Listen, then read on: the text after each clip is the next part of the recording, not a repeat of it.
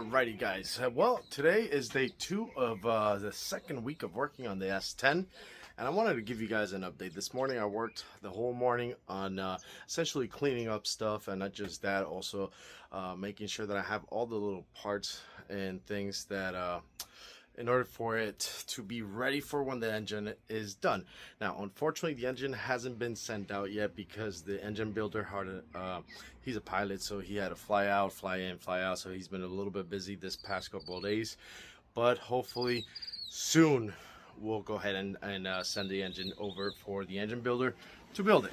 Everything's in the back of my trunk, and I'm just waiting for him to give me the green light to drop everything off. Now, let's go over what we have here. So I went ahead and cleaned up the whole trunk. This was a mess.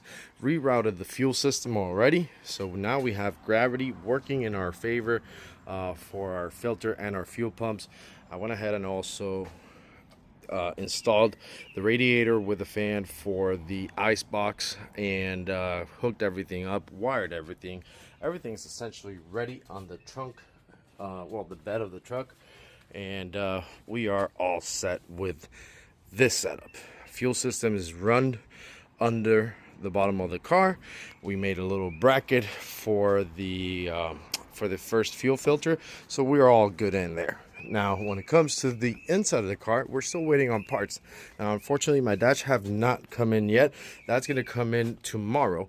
So as soon as I get that dash in tomorrow, I have this template to cut it up to spec, because we do need to do some trimming and cutting on the dash once it gets here.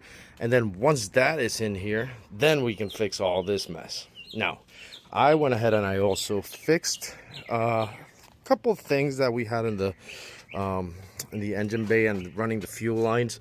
The fuel line was running very tight spot between the frame and the cab, so I was afraid that it would get pinched for X and Y reason. So I went ahead and rerouted those so that my fuel lines are free and clear already. We have, this is how much, guys, this is how much line we have left of the fuel line. So that's what we are going to end up cutting. Once the engine is in, we're going to be able to cut a bunch of this line out and make the fuel route a lot shorter than what it used to be. So aside from that long ass fuel line that we got to take care of once the engine is dropped in, because like I said, we did manage to work a lot of fuel line to be removed, so that's a big positive. We also went ahead and installed the radiator on it. I wanted to make sure that the fitment was good, that the placement was fine, and it seems to be excellent, and as well as the transmission cooler. So everything fits perfectly as it should. I wasn't expecting anything other than this, but just wanted to double check everything. Now, all this is going to come out when the engine comes in, because obviously it will make it a lot simpler with the transmission just to slide it in rather than to pick it up over it. So all this is coming out. I just want to make sure for fitment purposes and also for space purposes. I mean, I'm not working with much when it comes to space, so I went ahead and put things together. We also put in the headlights, and just wanted to make sure that the truck was looking okay while it's sitting in front of the house. I didn't want a truck without headlights sitting there. I don't want the association to start complaining about anything, so try to make it as nice and neat as possible. But yeah, that has been the progress that we've been done so far.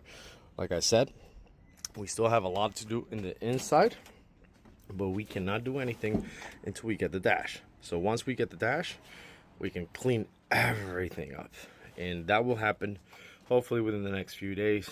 And guys, essentially I'm trying to get the truck as ready as possible for by the time the engine's done. All we got to do is just drop it in and turn it on. So I think we are well ahead of a schedule. I think we're doing great progress, and again, we are at a standstill right now because we are waiting on parts. Forgot to mention, I also ordered a plexiglass for the back because we do need to run the back piping that comes from the cage. It does run through the window, so this is going to need to be removed. That way the back piping to the chassis gets mounted and we are safe.